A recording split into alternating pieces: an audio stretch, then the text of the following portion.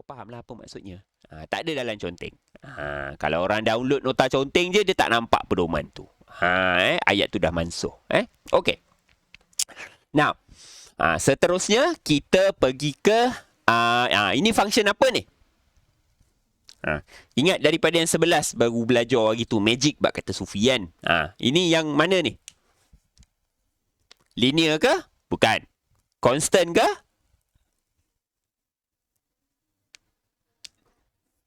Yang mana?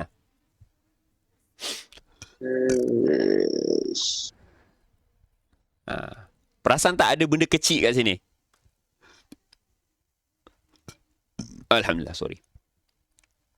Ada X tu kan? Ada X tu dia serupa macam function yang mana? Adakah Y sama dengan 4? Serupa ke? Serupa ke? Tak. Sebab tak ada kuasa X. Adakah Y sama dengan X kuasa 2? Pun tak sama. Sebab yang atas tu X, yang ni atasnya 2. Kuasa 3, lagilah tak. Absolute value ke?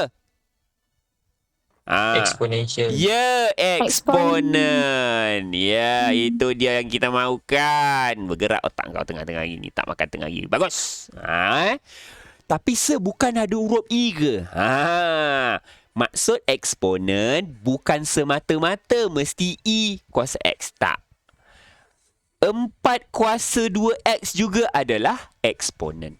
Negatif 2 kuasa X tolak 1 juga eksponen. Aku bagi contoh banyak ni.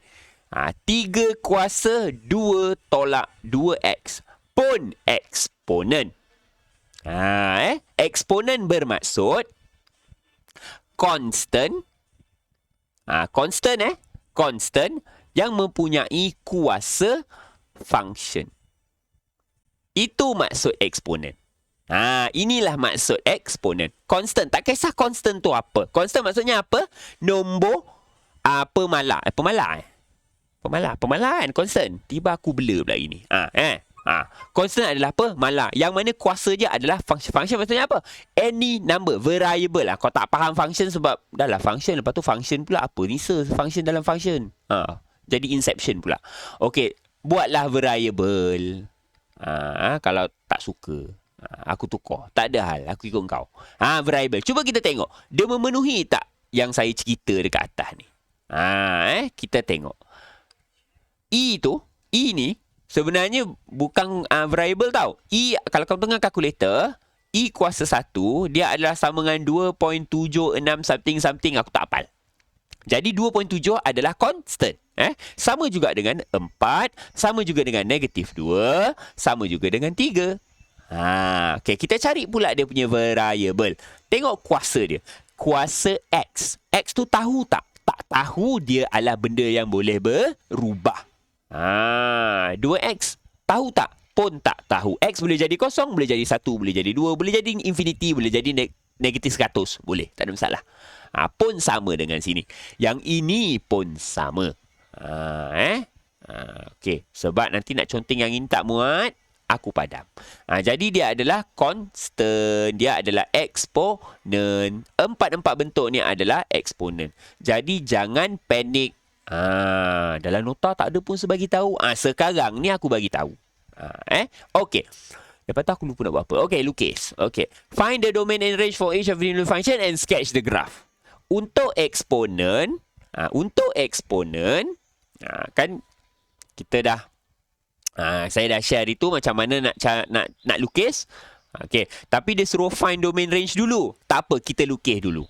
Dari lukis kita dapat dia punya domain and range. Okey, tengok kat depan dia punya eksponen. Bentuk negatif. Maksudnya dia turun bawah.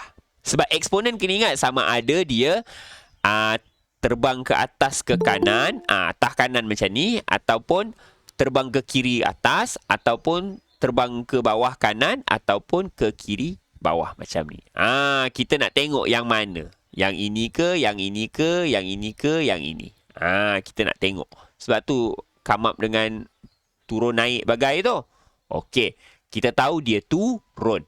Okey, seterusnya maklumat dekat mana? Maklumat dekat X. Positif ke negatif? Positif. Bila positif maksudnya dia ke kanan. Dia ke kanan. Kalau ke kanan mesti dari kiri. Ke kanan mesti dari kiri. Okey, seterusnya kita nak tahu apa? Ingat, eksponen mesti ada landasan. Landasannya adalah pada dia punya horizontal asymptot. Mana nak dapat horizontal asymptot?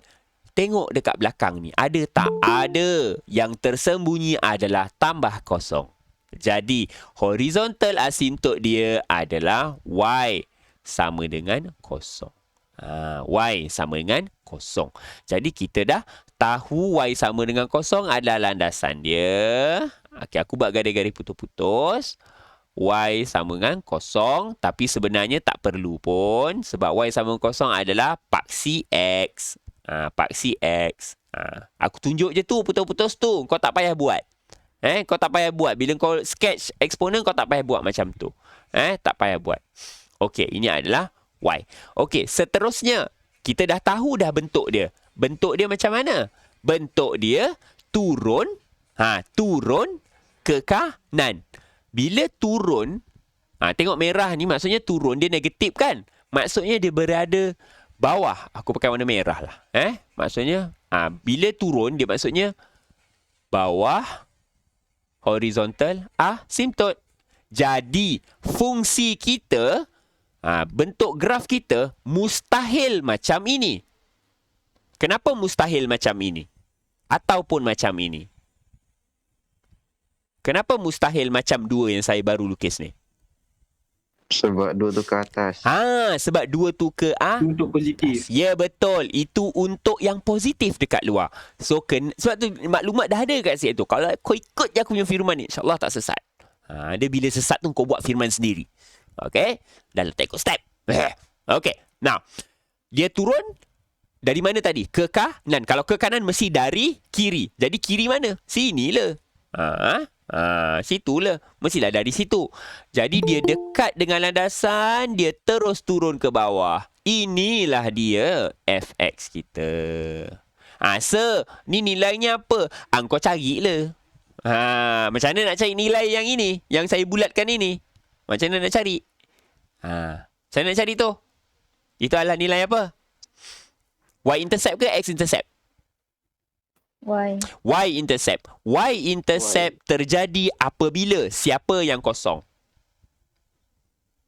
X. Ya. Dah ganti je lah. Fx ataupun Y lah. Fx tu Y lah. Kosong. Ganti kosong sorry. Gantilah kosong ni. Diorang tak nampak. Kau ni. Sorry. Aku buat. Okay. So, negatif 1/4. Negatif tu kat luar korang jangan ni. Okay. So, berapa tu? Negatif 1.